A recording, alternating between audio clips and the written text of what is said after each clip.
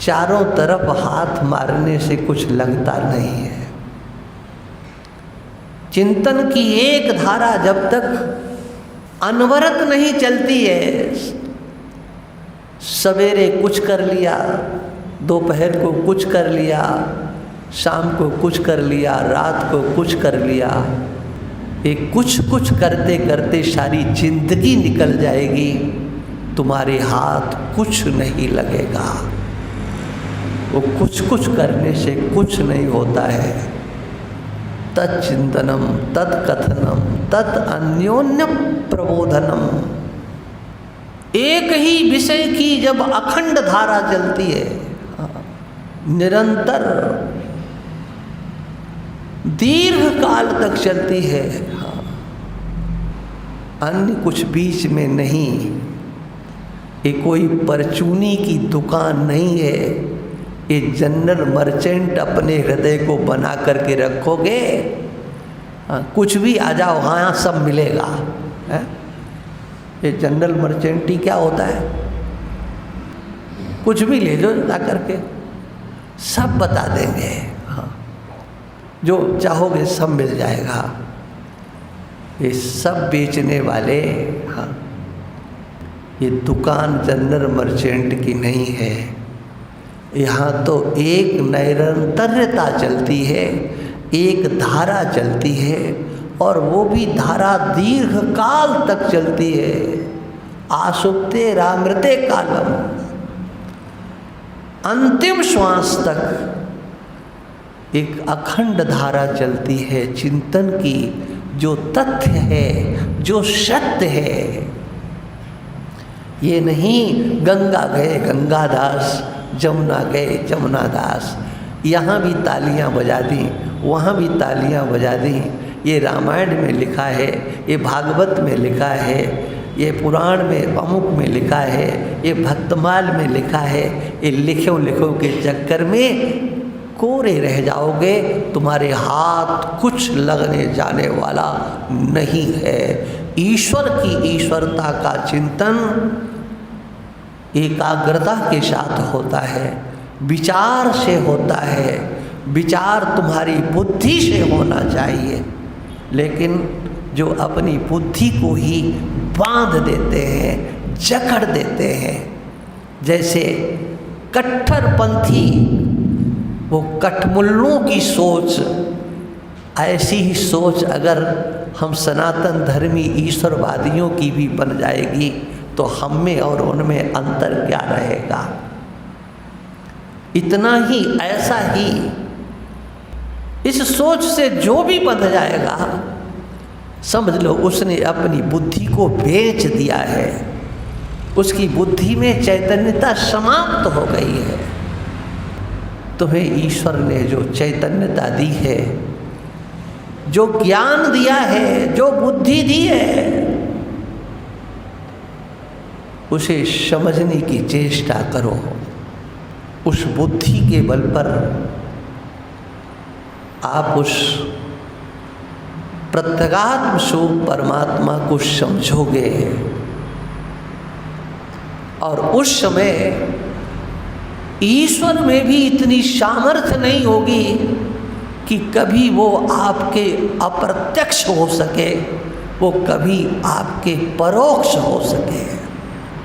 आपकी बुद्धि में वो सामर्थ्य है कि ईश्वर का प्रत्यक्ष जब होगा तो कभी ईश्वर आपसे छिप नहीं सकता। यो मां पश्यति सर्वत्र सर्वं च मयि पश्यति तस्याहं न प्रणश्यामि सच मे न प्रणश्यति।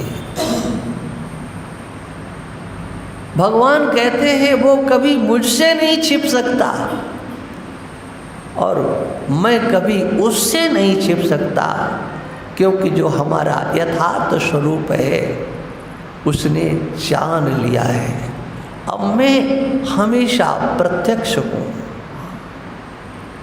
वो कहीं हमको किसी एक कोने में नहीं देखता है, किसी देश में नहीं देखता है, किसी काल में नहीं देखता, किसी वस्तु के रूप में नहीं देखता।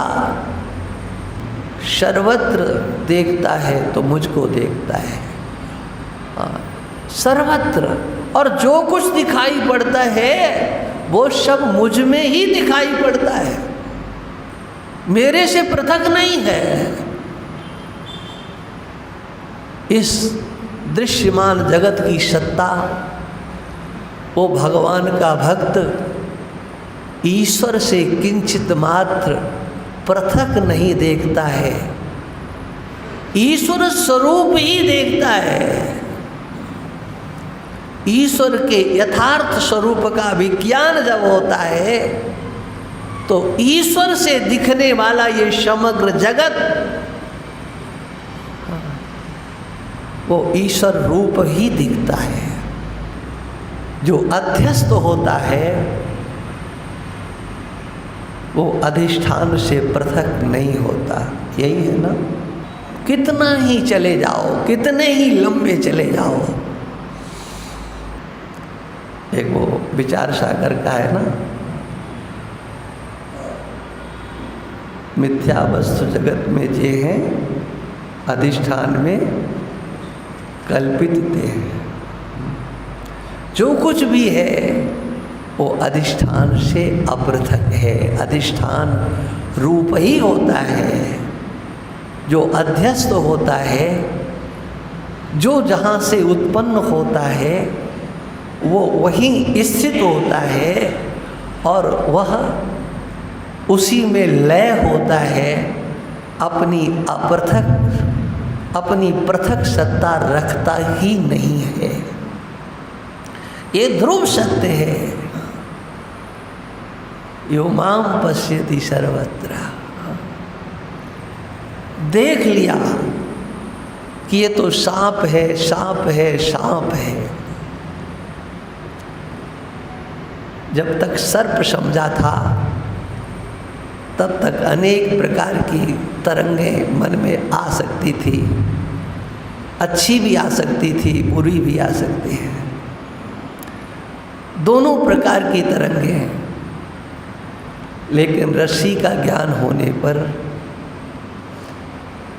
वो सर्प कहाँ चला गया, कहाँ भाग गया, और जब दिख रहा था तब वो कहाँ था। अनेक प्रकार की विकृतियां थी हमारे अंदर,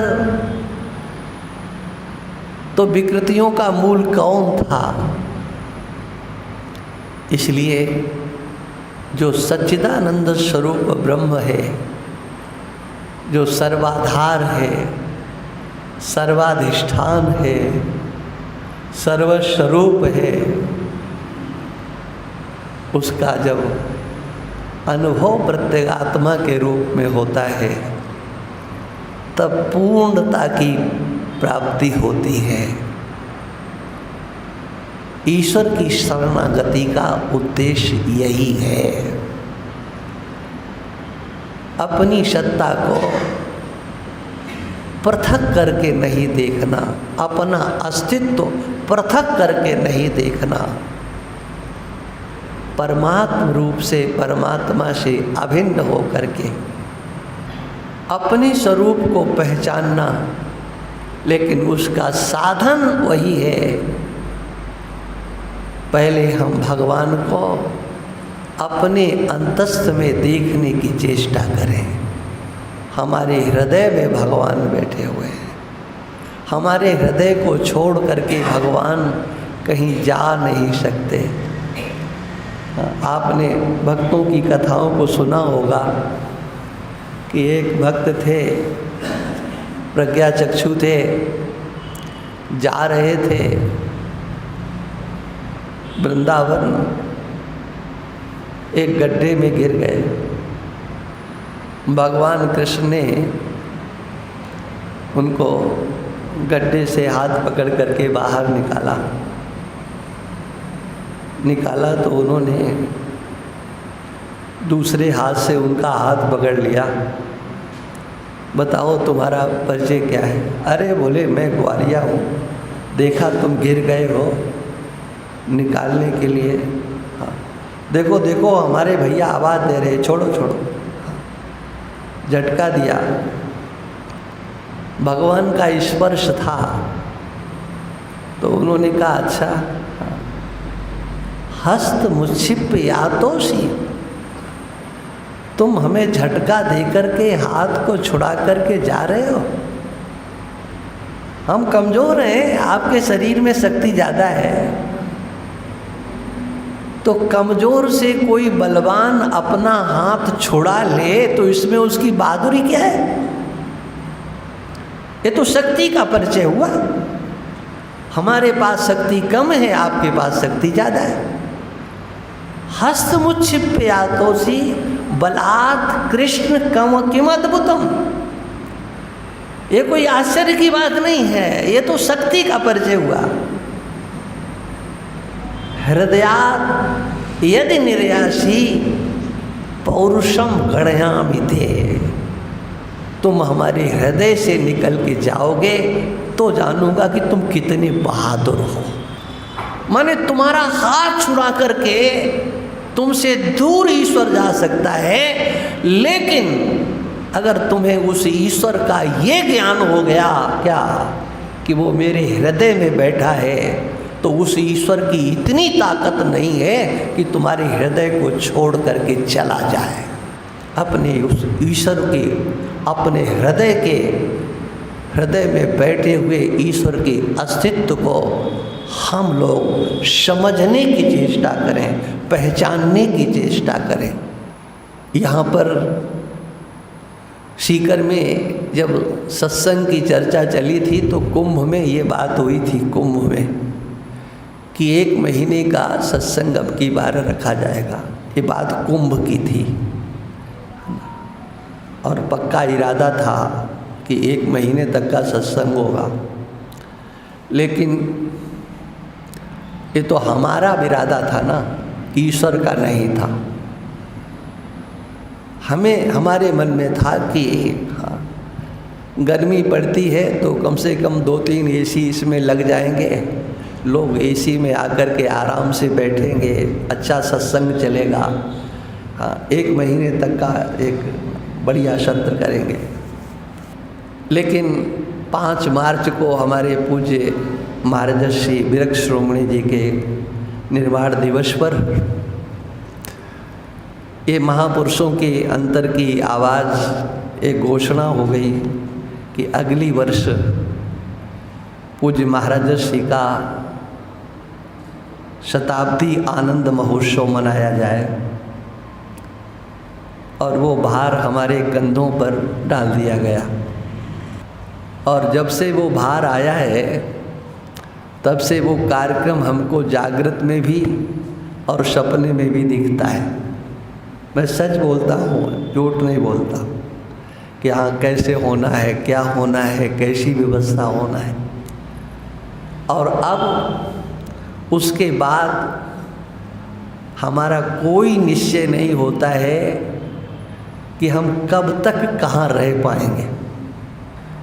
हमने सोचा था कि 5 तारीख तक तो रह जाएंगे, लेकिन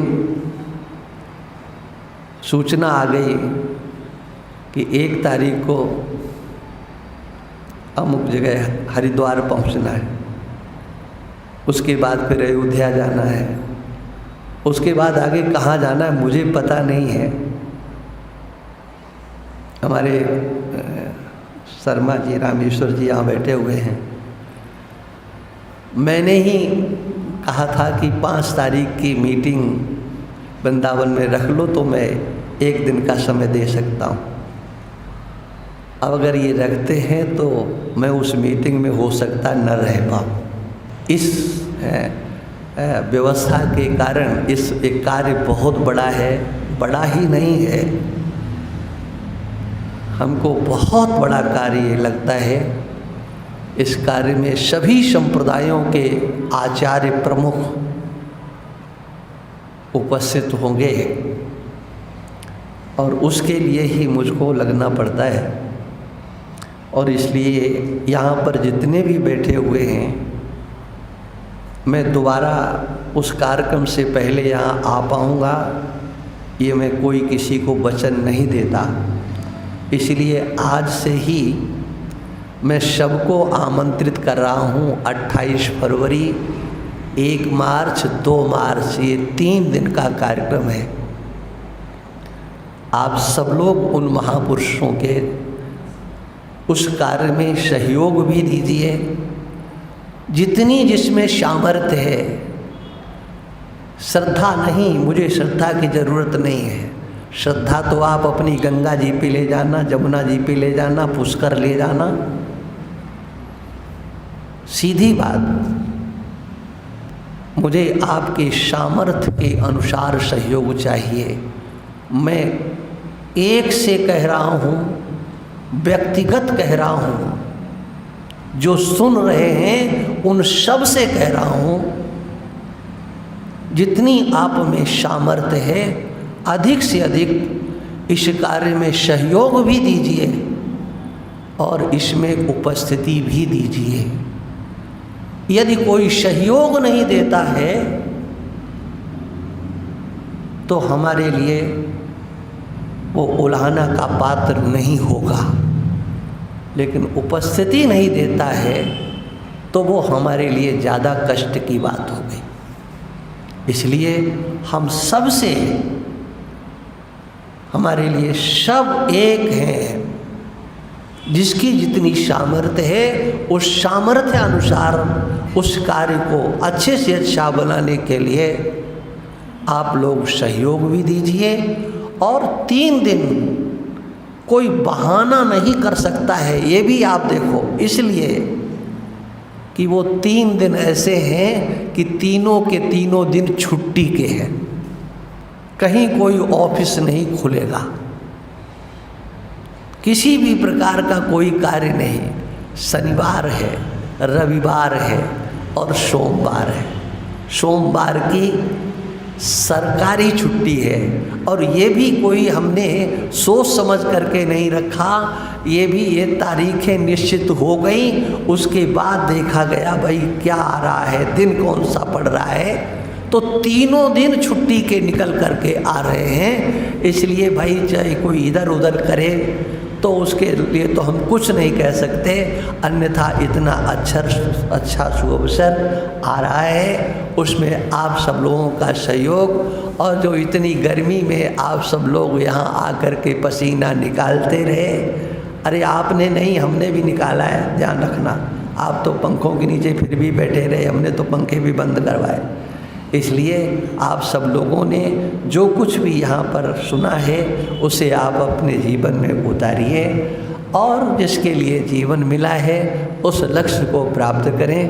इन्हीं भावनाओं के साथ मैं अपनी वाणी को विराम देता हूँ। सच्चिदानंद भगवान की